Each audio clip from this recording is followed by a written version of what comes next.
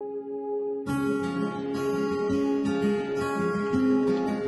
have you ever noticed that when it comes to somebody playing favorites, we're okay as long as we're the favorite, as long as we're not the one on the other side of that, the one who gets neglected, the one who just isn't the same, doesn't measure up, and all of that. See, that's the problem. That's what happens when we play favorites. It's why it's such a good thing that God does it, and it's such a good thing that He calls us to just ditch that way of looking at people, because what happens is there's people that God maybe loves more than others, and that's just not true. God doesn't show any partiality. He doesn't play favorites. He calls us to kind of follow that lead and to love people the way He loves them, and to reach out to them regardless. Now, James, who's had a lot to say about this, and I think it's kind of wild that 2,000 years ago, he's dealing with the same stuff that we do,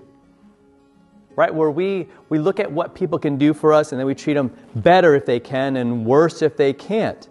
And James nails it. He says, look, he goes, but if you show partiality, he says, you are committing sin and are convicted by the law as transgressors.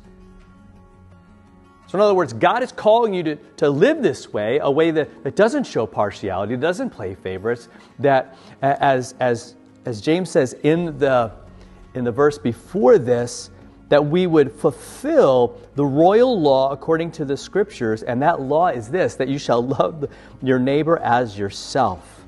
And he says if you do that, you're doing well.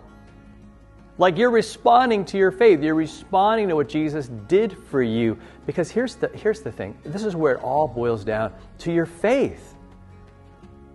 Because how can I play favorites or think of somebody as, maybe more worthy of God's love or less worthy when none of us are worthy? See, that's the truth. That's where it all boils down. Like I don't deserve God's love. I deserve His wrath. I deserve to be written off. All of us do. Every single human being. Paul said, all have sinned and fallen short of the glory of God. All of us. No exceptions. No, we were saved by Jesus, by His death, by His resurrection, right? We are forgiven. We will live forever. How cool is that? That's what matters. That's the thing we should do. And so if I treat somebody differently and show partiality or favoritism, James is going, look, that's sinful behavior, because you're rejecting God's plan. You're rejecting a whole lot. You're saying, well, God only loves those who are, kind of closer to perfect.